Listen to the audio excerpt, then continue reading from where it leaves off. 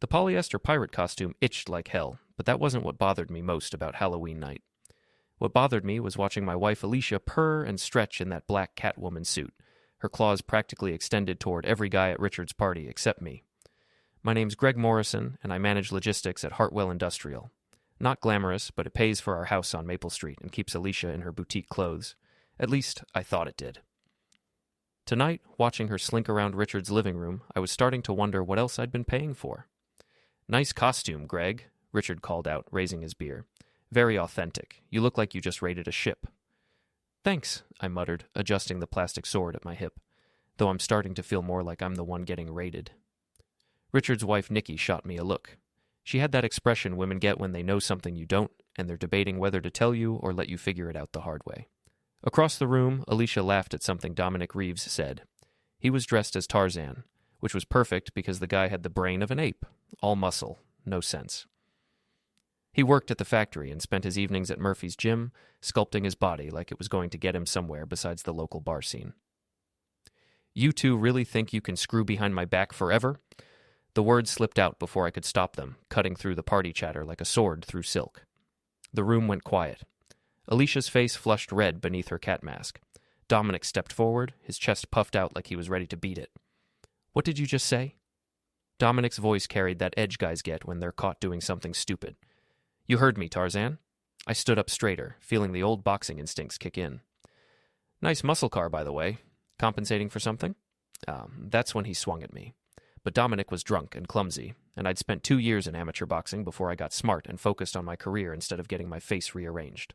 I ducked, and his fist sailed past my ear. Then I planted my right hook square in his jaw. Chaos erupted. Alicia screamed. Susie, Dominic's wife and Alicia's best friend, tried to get between us. But it was too late. Half the party had their phones out, recording everything. "Greg, stop." Alicia grabbed my arm. "You're embarrassing yourself." "I'm embarrassing myself?" I laughed, but there was no humor in it. That's rich, coming from someone who's been sneaking around with Captain Caveman here.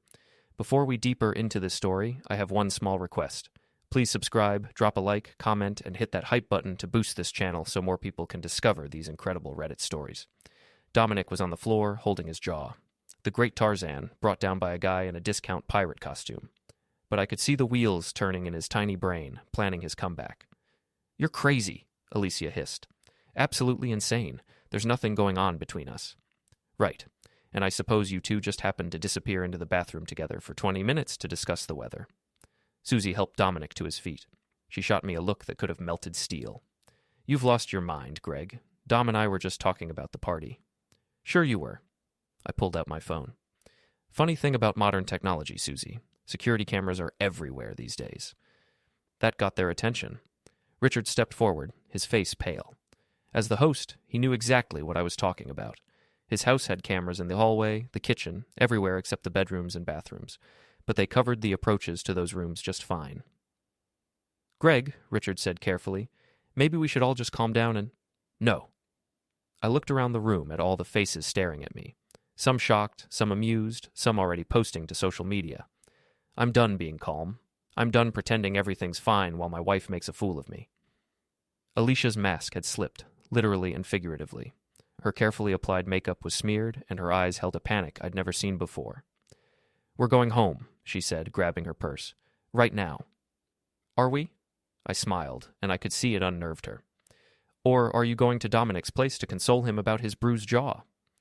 "I'm going home with my husband," she said loudly, for everyone to hear, "because that's where I belong." But as we walked to the car, I caught her looking back at Dominic, and I saw him mouth something that looked a lot like later. The drive home was silent except for the sound of Alicia's phone buzzing with notifications. Social media moves fast in a small town, and I had a feeling my Halloween punch was already making the rounds. "This isn't over," I said as we pulled into our driveway. "You're right," Alicia replied, her voice cold as winter. "It's not." I woke up the next morning to the sound of my phone exploding with notifications. Apparently someone had posted video of my confrontation with Dominic, and it was making the rounds on every local Facebook group and Instagram story. But that wasn't the worst part. The worst part was the comments. Poor Greg didn't see it coming. "Alicia's been at the gym a lot lately, if you know what I mean." Dom's been bragging about his personal training sessions for weeks. And then there were the memes. Someone had already photoshopped my pirate costume onto a picture of a sinking ship. Another showed Alicia and Dominic as cartoon characters with the caption, "When the cat's away, the ape will play." I scrolled through the posts, my anger building with each swipe. They weren't just mocking the situation, they were mocking me. Poor, clueless Greg, the last to know about his wife's affair. Alicia was still asleep, or pretending to be. I grabbed my coffee and headed to the garage where I kept my workshop. It wasn't much, just a place to tinker with small engines and think. But right now, I needed to think more than I'd ever needed anything in my life. My phone rang. Richard. "Greg, buddy, we need to talk." "About what?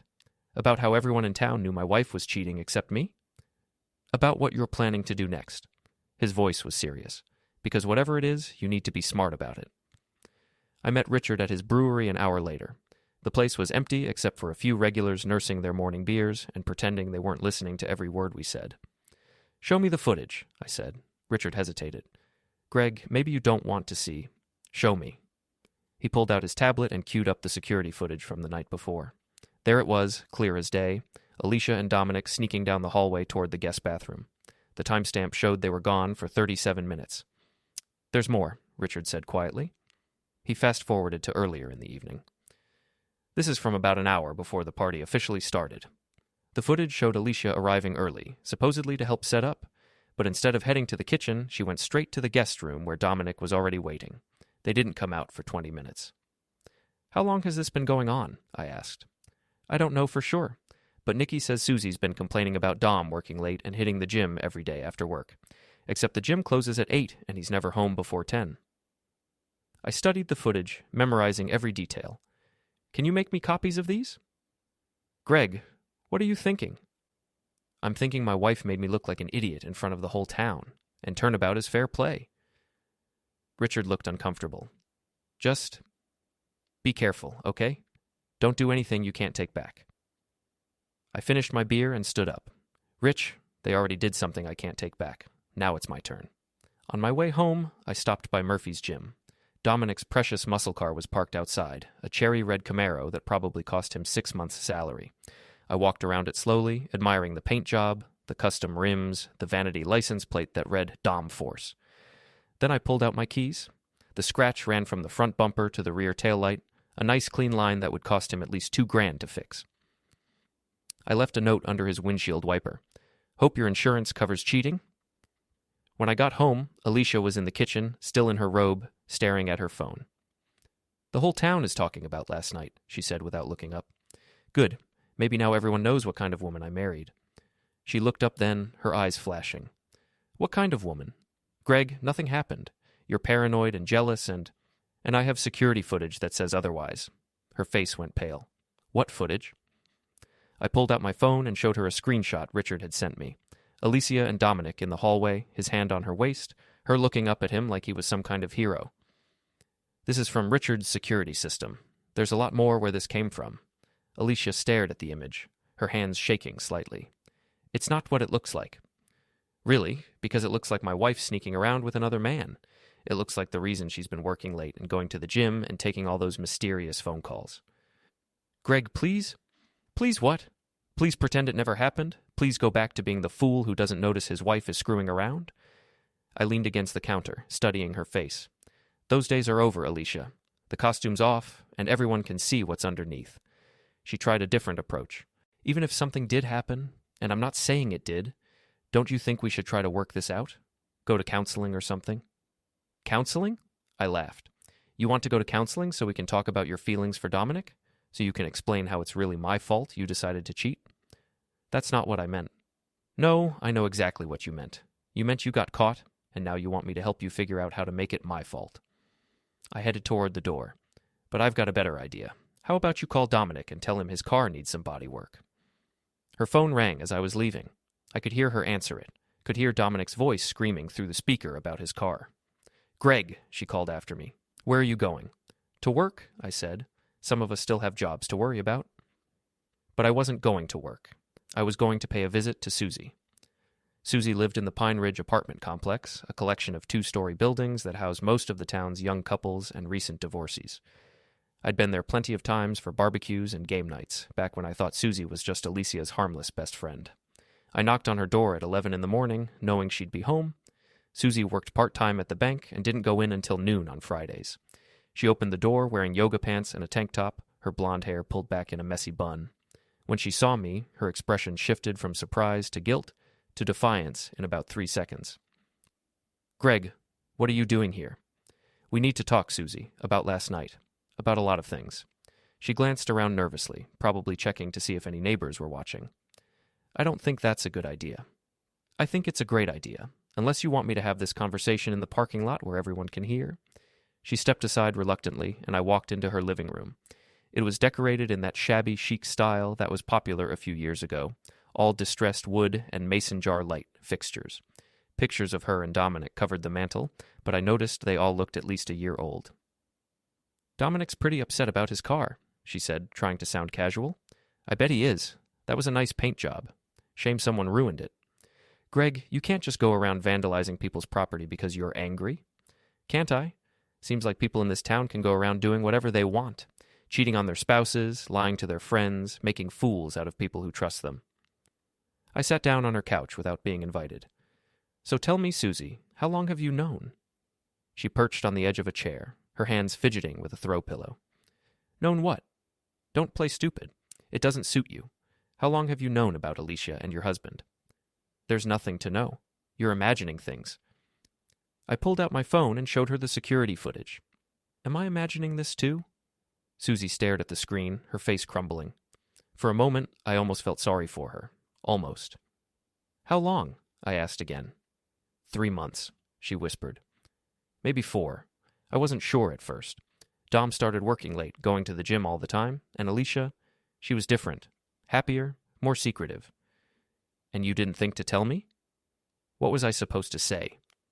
"Hey, Greg, I think our spouses are having an affair, but I don't have any proof." You would have thought I was crazy.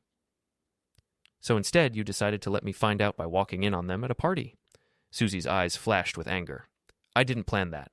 And for the record, I tried to keep them apart last night. I knew it was a bad idea for them to be at the same party." "But you didn't try very hard, did you? Because part of you wanted it to come out. Part of you wanted someone else to deal with the problem so you wouldn't have to." She didn't deny it, which told me everything I needed to know. "Here's what's going to happen," I said, standing up. "You're going to help me." "Help you what?" "Get even. Your husband and my wife made fools out of both of us. Now we're going to return the favor." Susie shook her head. "I can't do that. Dom's still my husband. And Alicia's still my wife. But that doesn't mean we have to let them walk all over us." I leaned forward. "They humiliated us, Susie, in front of the whole town. Don't you want them to know how that feels?" She was quiet for a long moment, staring at the pictures on her mantel. "What did you have in mind?" "Nothing illegal, nothing violent, just public. Let everyone see them for what they really are." "And then what? We all get divorced and move on?" "That's up to you. But at least we'll have our dignity back." Susie looked at me for a long time, and I could see her weighing her options. Stay loyal to her cheating husband, or help the man who'd been wronged just as much as she had. "There's something you should know," she said finally, "about what they've been planning." "What kind of planning?" She got up and walked to her bedroom, returning with a manila folder. "Dom's been talking to a lawyer about divorce. He thinks he can claim you're abusive, that Alicia's afraid of you. They want to make it look like she had to seek comfort elsewhere because you were threatening her." I stared at the folder, feeling my anger shift into something colder and more focused. They want to frame me.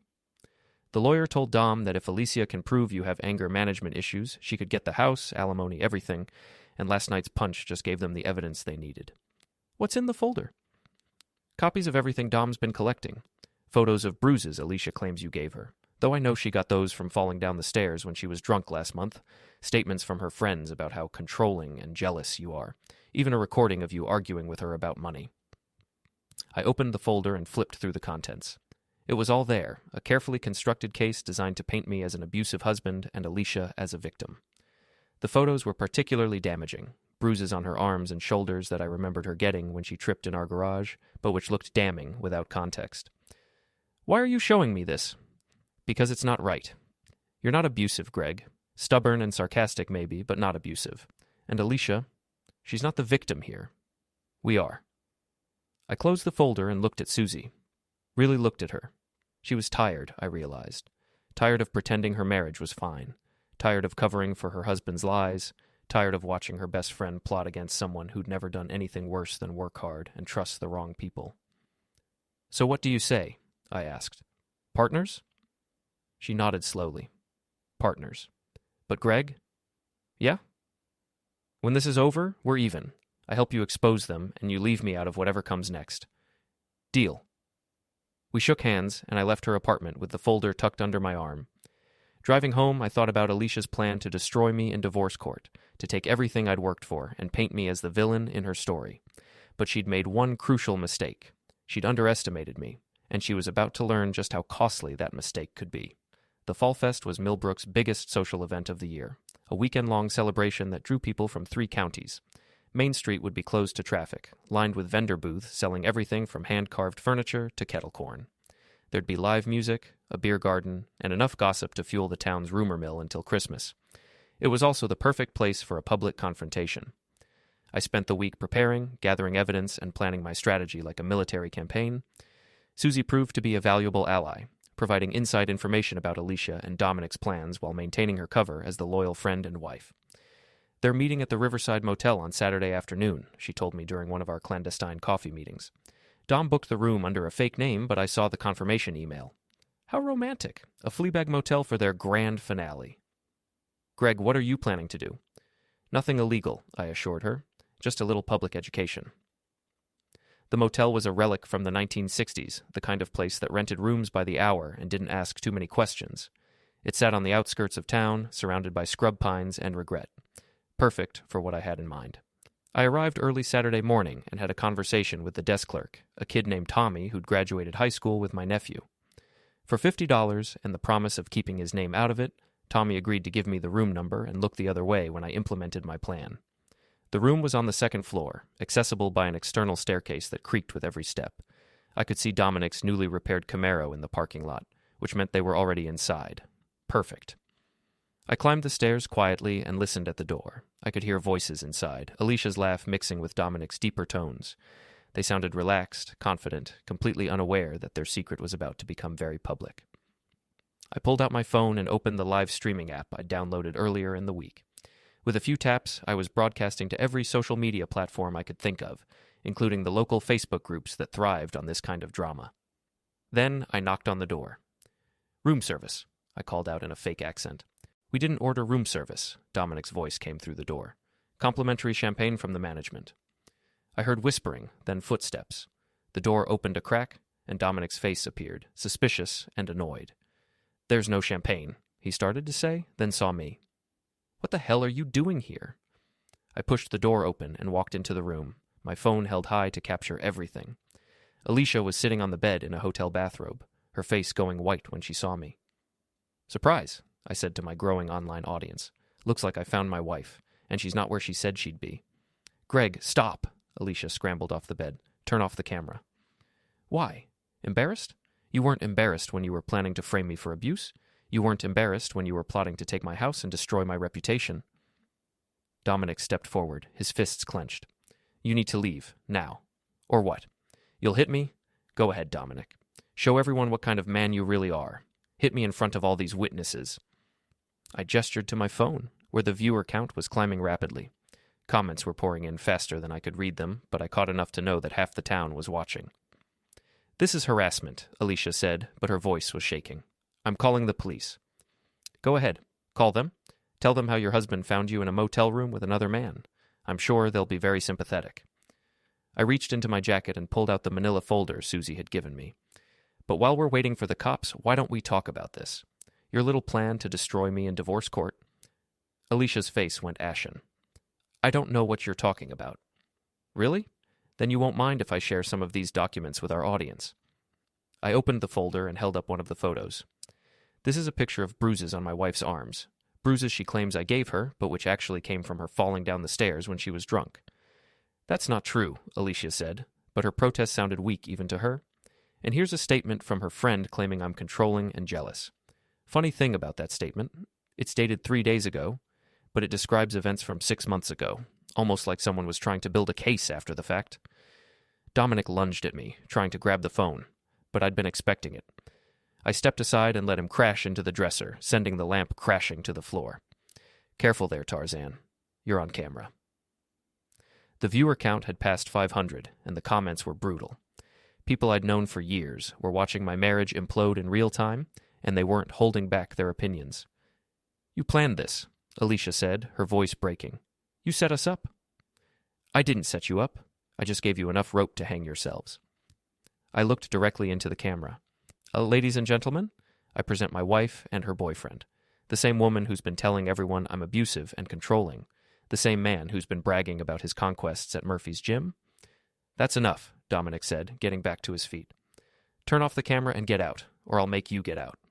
You'll make me? I laughed. Dom, you couldn't make me leave a restaurant if you were the health inspector.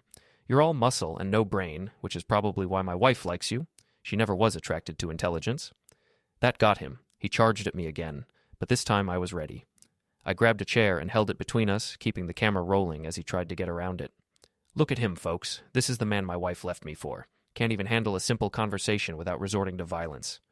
Stop it, Alicia screamed. Just stop it. You're ruining everything.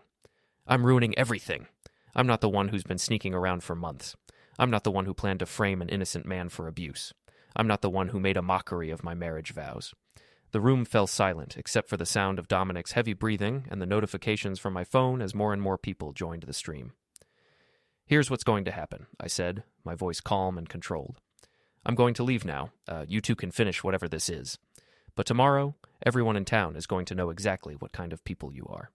And Alicia, you can forget about your little plan to take me to the cleaners and divorce court. I think this video will make an excellent exhibit for my lawyer. I backed toward the door, keeping the camera running. Oh, and Dom? You might want to check your car before you leave. Motels like this? Well, let's just say the parking lot security isn't great. I left them there, Alicia crying and Dominic raging, and walked calmly down the stairs. In the parking lot, I ended the live stream and checked the damage. Over 800 viewers, hundreds of comments, and dozens of shares. By tomorrow morning, everyone in 3 counties would have seen my wife's betrayal. But I wasn't done yet. Not by a long shot. The video went viral overnight. By Sunday morning, it had been shared across every social media platform and forwarded through every group chat in town. My phone was buzzing constantly with messages from friends, coworkers, and people I barely knew, all wanting to know if I was okay or offering their support. More importantly, Alicia's reputation was in ruins. I spent Sunday morning at Richard's Brewery, watching the fallout unfold online while nursing a beer and fielding calls from reporters. Apparently, the story had caught the attention of some regional news outlets, who were framing it as a cautionary tale about social media and public shaming. You realize there's no going back from this, Richard said, refilling my glass. Whatever happens with your marriage, this is going to follow both of you for years. Good, I said. Let it follow us. Let everyone remember what happens when you try to destroy an innocent person. Nikki came over from behind the bar, her expression unreadable. Alicia called this morning. She wants to talk to you. I bet she does. What did you tell her? That you weren't taking calls. But Greg, you're going to have to face her eventually. You live in the same house. Not for much longer. The brewery door opened, and Susie walked in. She looked terrible, pale, exhausted, like she hadn't slept in days. She spotted me at the bar and walked over slowly. We need to talk, she said. I followed her to a corner booth, away from the other customers. She sat down heavily and stared at her hands. Dom left, she said finally. Packed a bag this morning and moved in with his brother in Portland. Said he couldn't handle the embarrassment. And how do you feel about that? Relieved, mostly, but also scared. Everyone knows what happened now. Everyone knows our marriage was a joke. Everyone knows your husband was a cheater. That's not the same thing. She looked up at me. Is it? Because right now, it feels like the whole town is judging all of us.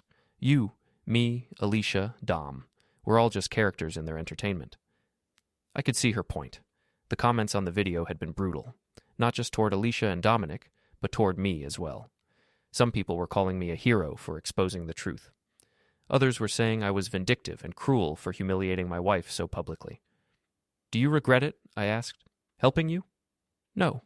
They deserved to be exposed, but I regret that it had to happen this way. I regret that our private pain became public spectacle. Before I could respond, the brewery door opened again, and Alicia walked in. She looked around the room until she spotted me, then walked over with determined steps. Conversation stopped as people recognized her from the video. We need to talk, she said, her voice steady but her eyes red from crying. I don't think we do. Greg, please, not here, not in front of everyone. I looked around the room at all the faces watching us, waiting to see what would happen next. Part of me wanted to make another scene, to humiliate her even further. But another part of me was tired of being the center of attention. Fine, I said, but not at home, somewhere neutral. We ended up at the town park, sitting on a bench overlooking the pond where we'd had our first date 15 years ago. It felt appropriate somehow to end things where they'd begun. I'm sorry, Alicia said. I know that doesn't mean much now, but I am. Sorry for cheating, or sorry for getting caught? Both, all of it. The whole thing was stupid and selfish and wrong. I studied her face, looking for signs of deception, but she seemed genuinely remorseful, which somehow made it worse. Why him? I asked. Of all the people in this town, why Dominic? She was quiet for a long time, staring out at the water. Because he made me feel young again, because he paid attention to me in a way you hadn't in years, because he made me feel like I was worth pursuing. And I didn't? Not lately, no. When was the last time you told me I looked beautiful? When was the last time you planned a surprise for me, or brought me flowers, or did anything that showed you were thinking about me? I wanted to argue, but she had a point. Somewhere along the way, our marriage had become routine. We'd stopped trying to impress each other, stopped making an effort. That doesn't excuse what you did, I said. No, it doesn't, but it explains it. We sat in silence for a while, watching ducks paddle across the pond. Finally, Alicia spoke again. The lawyer thing, that was Dom's idea. He said if we were going to be together, we needed to make sure you couldn't cause problems for us financially. So you decided to destroy my reputation instead. I didn't want to, but he convinced me it was the only way. He said you'd try to take everything out of spite. And you believed him. I wanted to believe him. It made it easier to justify what we were doing. Another long silence. Then Alicia reached into her purse and pulled out a manila envelope. What's that? Divorce papers. I had them drawn up yesterday after the video came out. No contest, 50-50 split of assets, no alimony claims from either side. I took the envelope, but didn't open it. Just like that? Just like that. I know I don't deserve your forgiveness, and I'm not asking for it. But I don't want to drag this out and hurt us both even more. What about the abuse allegations? Withdrawn. I called the lawyer this morning and told him I was dropping the whole thing. There was never any abuse, and everyone knows it now. I opened the envelope and scanned the documents. They were straightforward, fair even. No hidden clauses or attempts to screw me over. Where will you go? My sister's for now. Maybe somewhere else eventually. I can't stay in this town, not after everything that's happened. And Dominic? Is out of the picture. Permanently. Turns out he's not so interested in being with me when it means dealing with consequences. I folded the papers and put them back in the envelope. I'll have my lawyer look these over, but they seem fair. Thank you. We stood up to leave, and for a moment we just looked at each other. 15 years of marriage, reduced to a stack of legal documents and a viral video. Greg? Yeah? For what it's worth, you didn't deserve what we did to you. You're a good man, and you deserved better. She walked away then, leaving me alone on the bench with the divorce papers and the wreckage of our life together. I should have felt victorious. I'd exposed the truth, gotten my revenge, and come out ahead in the divorce. Instead, I felt empty. But as I watched Alicia disappear around the corner, heading toward an uncertain future in a town that would never forget her mistakes, I realized something important. I was free. Free from the lies, free from the pretense, free from trying to save a marriage that had been over long before I caught them together. The costume was finally off, and everyone could see what was underneath, including me. And for the first time in months, that felt like enough. 6 months later, I was sitting in the same booth at Richard's brewery, but everything else had changed. The divorce was final, the house was sold, and I'd taken a job managing logistics for a company in Portland. Not far enough to escape my reputation entirely, but far enough to start over. Susie had moved too, taking a job at a bank in Augusta. We'd stayed in touch, bonded by our shared experience of betrayal and revenge. She was doing well, she said, learning to be single again after years of a marriage that had been built on lies. Dominic had disappeared entirely, last seen heading south toward Boston with his tail between his legs. His job at the factory had been eliminated in a restructuring, though everyone knew the real reason. Companies don't like employees who become local scandals. And Alicia? She'd moved to Florida, according to her sister. Started over with a new name and a new story, trying to escape the viral video that had defined her final days in Millbrook. The video itself had mostly faded from public attention, replaced by newer scandals and fresher gossip. But it was still out there, a permanent record of the night everything fell apart. "Any regrets?" Richard asked, refilling my beer. I thought about it. The whole thing had been messy, public, and probably more vindictive than necessary. But it had also been honest, which was more than I could say for my marriage. "No," I said finally. "No regrets?" And I meant it. Sometimes the truth is ugly, and sometimes revenge is the only justice you're going to get. But at least it's real. At least it's honest. And sometimes that's enough.